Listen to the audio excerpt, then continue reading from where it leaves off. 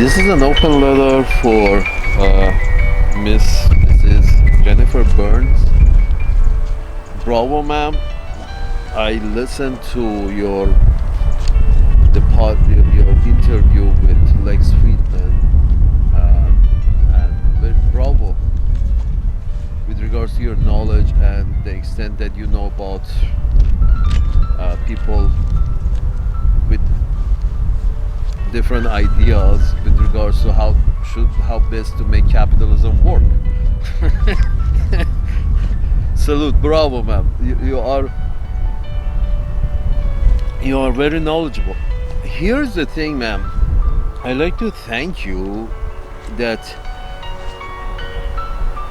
I listened to you talk a couple of times. I listened to that interview, and I still haven't reached the end.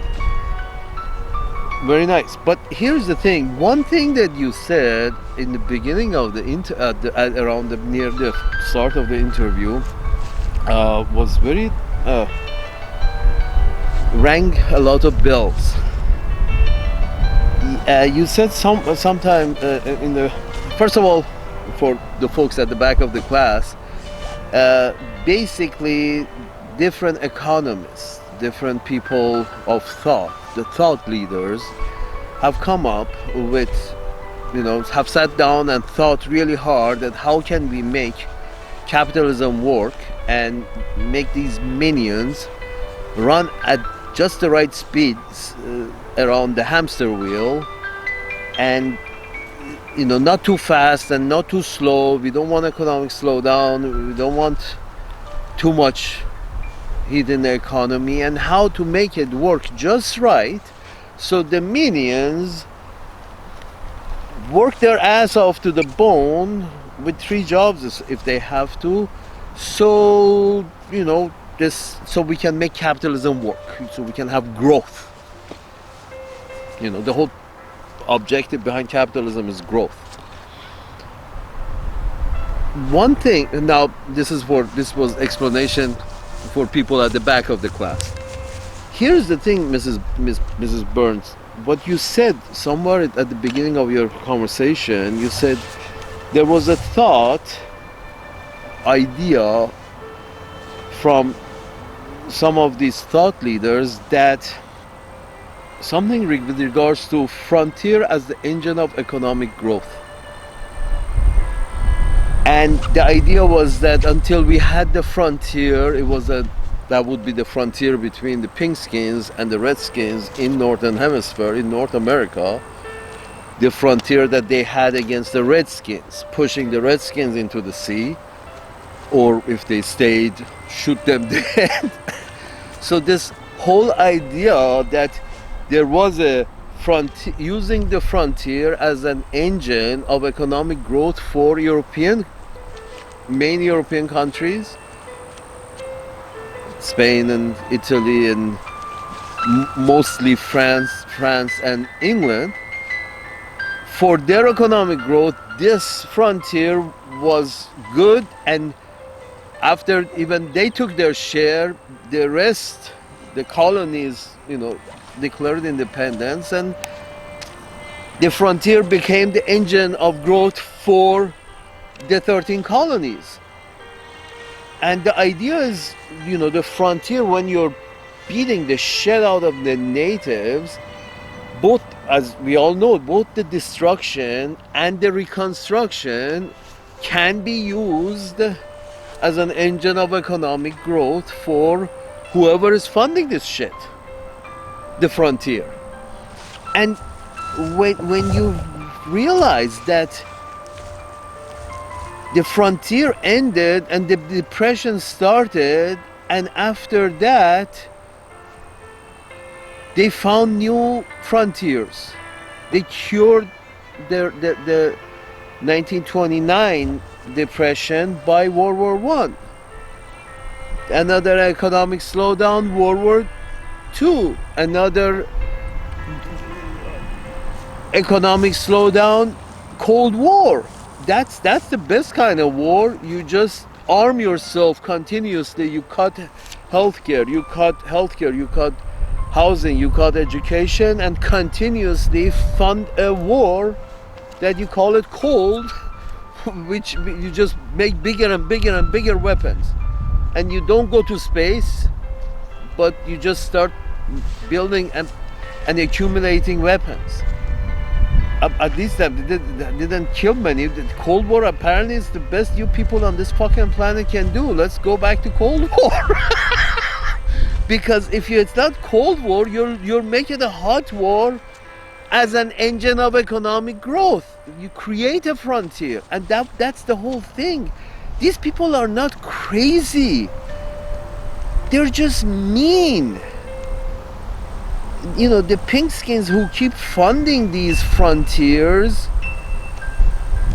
when I'm talking frontiers, while there was Cold War, there are multiple also hot wars, hot fronts that mostly people in Washington had created. London, Washington, and Paris. These folks have decided, and once the British and the French model didn't work out, the Uncle Sam's managers took over with the same recipe, that we create these frontiers all over Africa, Asia, East Asia. Frontier. They're still holding the frontier in Korea. This is an engine of economic growth, used as an engine of economic growth. But the problem is, this growth happens in the general GDP, because the money goes from the tax base, goes straight into the military industrial complex and related industries, which are, are not that big a chunk of the economy. There are few owners, few workers, very very sophisticated technology, building very sophisticated weapons. That's a very small segment of society, and the other segments that service these services. But the money goes from the tax base to a very small circle. Yeah, it's an engine of economic growth. That small circle gets really wealthy. Whoever is this is part of the destruction or restructuring in Vietnam, in Korea, in holding the line. That costs money. They are forcefully holding, creating frontiers against terrorism. I'm sorry, the frontier against terrorism starts in your airport. It doesn't start in Baghdad. Frontier against terrorism doesn't start in Syria. They're assholes. Leave them alone and watch your skies. I'm not sure what part of that is difficult to do, but they're not crazy that they do it. Mr. John Bolton, as an advocate of this, he works for the corporations. And so does Mr. Trump, of course, but different corporations. But they're working for corporations, and these corporations depend a lot of their growth based on how much activity is there in Israel and Ukraine. So they're right that the money never leaves. Of course they're right. Some say that all this money that we are giving Ukraine, we don't send it to Ukraine, we just give it to arms manufacturers here and send the weapons to Ukraine. So this money we are using as an engine of our own economic growth.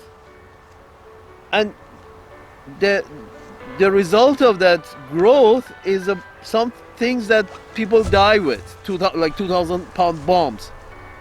But they're not dying here, they're dying over there. Folks, you understand how, Mrs. Burns, you understand how this is the key to Uncle Sam's foreign policy. Apparently it has been the key to Uncle Sam's foreign policy for the past 100 years to find frontiers.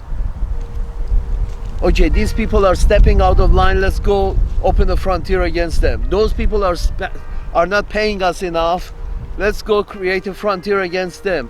Because the economy of frontier, as you said, some people had the idea of this is it. you know, they're looking for frontiers, and it's not that they don't get it.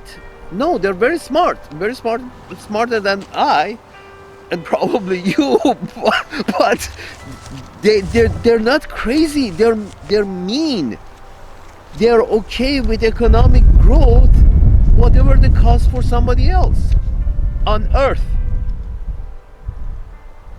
As long as we have economic growth, we're good. You gotta over there die at 12, so be it. They're mean. The ideology is mean by nature. Salute. As an engine of economic growth, you need a frontier. So you put a bunch of people in Israel, not all of them Jewish, not apparently it's not important. You can be a Christian Zionist.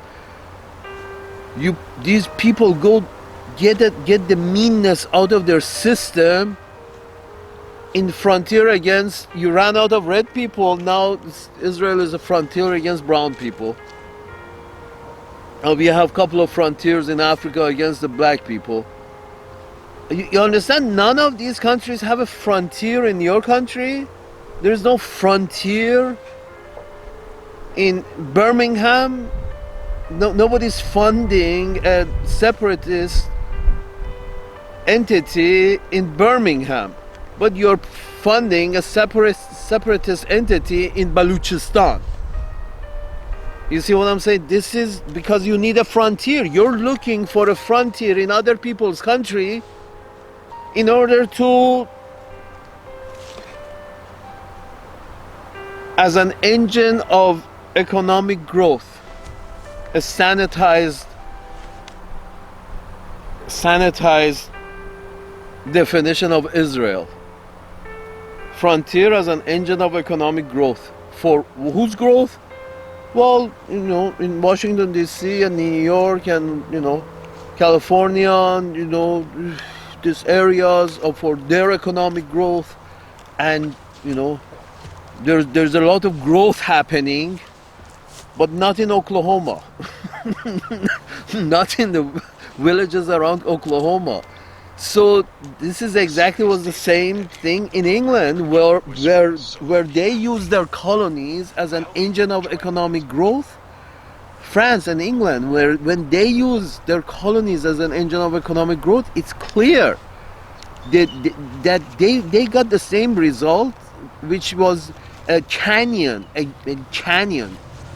gap the size of a canyon between those who were connected somehow to this frontier business in the military-industrial complex and related services and producers. Whoever was related to that within that circle was very wealthy in England and France. And then you had the let them eat cake crowd, because they weren't they were connected to the local economy in France and England, not to the frontier business.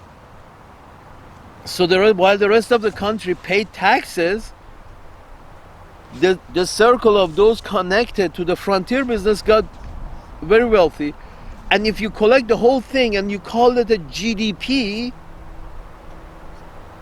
gross domestic product, this product is a product that being used as fireworks over there, trying to eliminate a different race. A lot of different races. Using, just because that business of eliminating the natives, that creates a frontier that uses up a lot of money, and we can use this as an engine of economic growth. But again, it's an economic growth for a very small segment of society who is in the military-industrial complex. It doesn't help the growth of the rest of the society, therefore you end up with very big wealth gap between those who are connected to the engine of economic growth, which is in Kiev nowadays, is in Kiev, is in Taiwan, is in Jerusalem, is in Gaza. That's the engine of economic growth for very small circles. London, Paris, DC, New York, LA. Is it worth it? You think that these people are crazy and bloodthirsty, and no, they're not. They're just mean and greedy. They don't mind making money by creating a frontier in, a shithole. This shithole that is already a half shithole, we're going to create a frontier and make it a full shithole. Salute.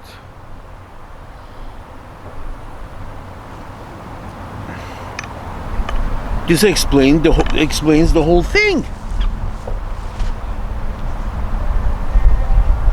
Thank you. Bravo. This explains the whole thing of foreign policy. After we got rid of the Redskins, we ran out of, engine of economic growth for ourselves in the Western Hemisphere, and also no engine of economic growth in Europe. Again, but we, per Monroe Doctrine, Uncle Sam's managers, created a lot of frontier for themselves as a form of economic growth for Uncle Sam's managers. In South America, Monroe Doctrine basically says, this is basically what Monroe Doctrine is, that no European, we will not let any European country to be an engine of our economic, to use any of Southern American countries as the engine for their economic growth, i.e. started new frontiers in Brazil and Venezuela and Cuba. We don't let Europeans open an engine of economic growth. No frontiers over there, but we do it ourselves. So you see at the map, you look at the map of how many times Uncle Sam's managers have created, by funding some local shithead, created a faction to fight against very nationalist governments. On many cases, they weren't communists, they were nationalists, and somehow some crazy factions got funded to fight against the nationalists. I'm not sure what the fuck are you fighting for, again, but if you fight the nationalists. But the point is this, that all Uncle Sam's managers decided that no, Central America and South America should be the engine of economic growth only for us. So we fund a lot of frontiers over there. And the French and the British were, also had they got killed. They got all their men killed. So there was no more men, British and French men, to send to keep these frontiers going. They have to run out of people before they decide that maybe keeping up the frontiers as an engine of economic growth, maybe it's not a good idea. They have to run out of people. Because as it is, it seems it's acceptable for people like John Bolton and company, even Trump, and even Mr. Biden. Trump has promised a different thing. There's delivering very differently. Yeah. But the point is this, Mr. Biden was happy to use, it's a clear history shows that Mr. Biden was happy to use Israel and Ukraine as an engine of economic growth for, the wealthy people in Uncle Sam's land. Again, this growth doesn't, the GDP increases, but it goes to very few pockets. So, as an engine of economic growth, for whom? For everybody? No. So while mostly go, just like the Dickensian time of England, just like, Marie Antoinette time of France, the royalty gets fed, the royalty becomes rich, and the counts and the lords and this and whoever is connected to the fucking business of keeping up frontiers. And this explains the whole thing. The whole foreign policy can come down to Yeah, they're happy. Some of them are happier building. It's a good cop, bad cop kind of thing. So the bad cop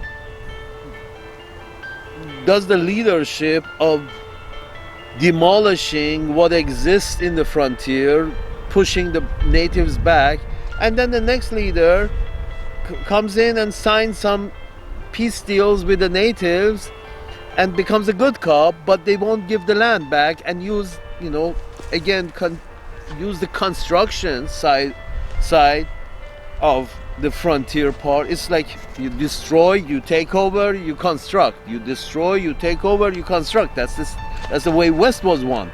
They're executing the same thing in West Asia now. The West is done. Now let's go start look for some terrorists in the Middle East. The red skin terrorists, we're done. Now let's go after the brown skin terrorists.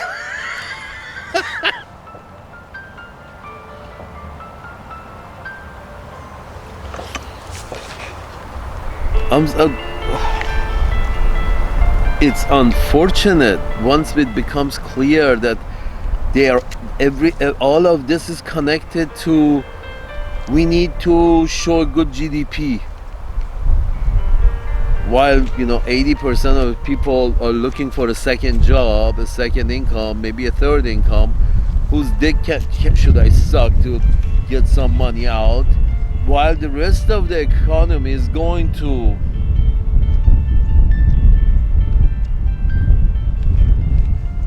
a small segment are happy to show the GDP, and with all the audacity in the world, Mr. Bill Maher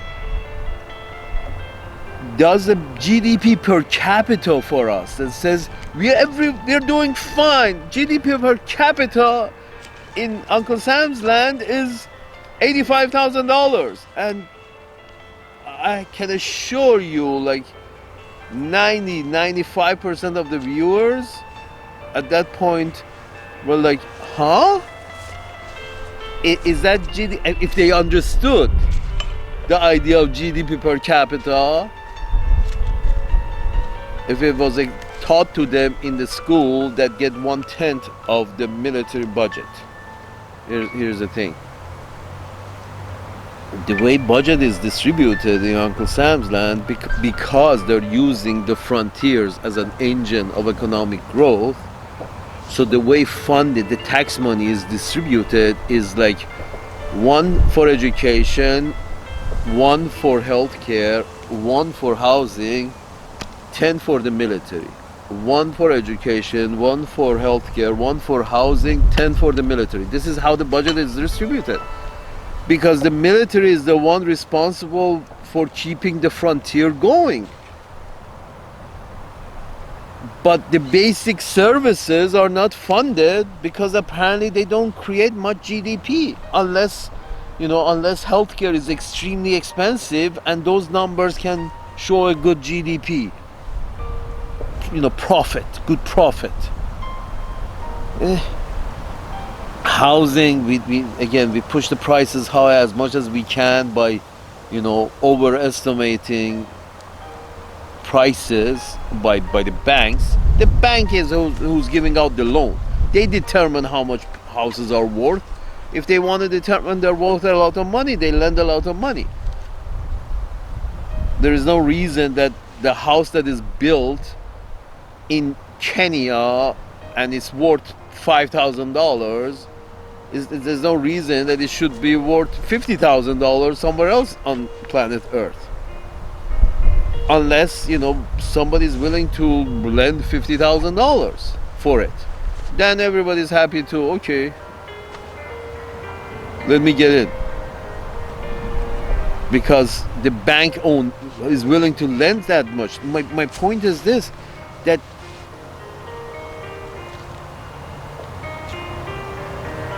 this idea of this meanness, that we are okay as long as we can show economic growth, we can show good GDP, we can put $100 million every year in a pocket of Mr. Larry Fink, as long as we can do that, that we break down and we say our GDP has grown, and the GDP per capita is $85,000 per year, and while 80% of the population doesn't make $85,000 a year. So that means the very top are making so many times that number that the average ends up at 85. Folks, the British tried this, the French tried this using frontiers as an engine of economic growth on planet Earth with other tribes on this fucking planet doesn't work. Yes, the best idea is to follow Elon Musk into space and use space, where others don't live, when they're empty. Find the empty ones, the habitable ones, the semi-habitable ones, and create a frontier there, and through mining and whatever fuck else you need to do, use those uninhabitable planets as frontiers and use them as the engine of your fucking economic growth. Apparently you die if you don't have economic growth. You need economic growth, at least use space as frontier for your economic growth. You're just killing people at this point like there is no tomorrow. And you think this doesn't have any repercussions? Arabs are okay with it. The Asians are okay with it. You can go keep funding a crazy people over there in Ukraine to continue fighting their neighbors when their neighbor says, no, we don't want NATO bases up our ass here in the Black Sea. And he said, no, we want to put NATO bases on the fucking Black Sea. And it's just that it's not that they don't get it. That, pushing up against people is not is a bad idea. It's not that they don't get it. It's they're okay with it because that's part of the deal. Destruction of the front line creates economic growth for the back line. Destruction of all the destruction that happens creates some economic growth for some people in the background, and then the good cop goes in. What the bad cop, Mr. Biden, leads the destruction in Gaza. The good cop, Mr. Trump, leads the construction in Gaza. The only difference is we burned down their village. Now they have to move back. Go back.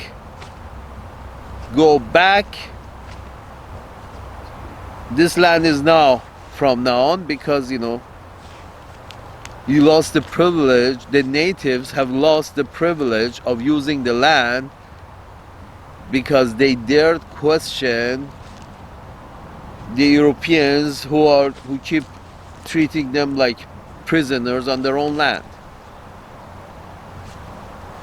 They're using the frontier in Israel, and exactly the same way they use this with the same tactics and with the same cruelty that the Redskins were pushed back.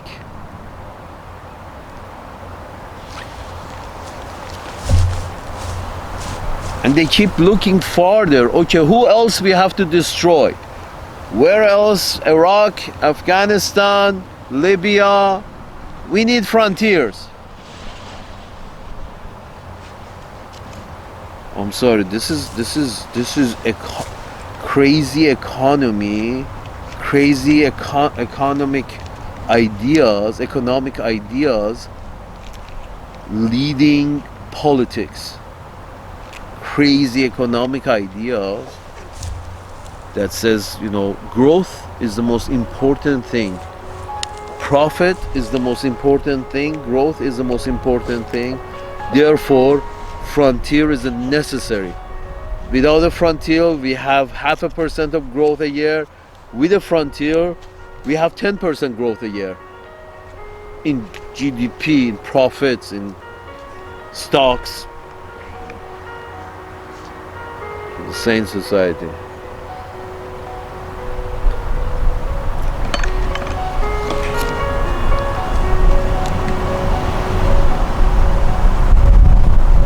Bravo, man.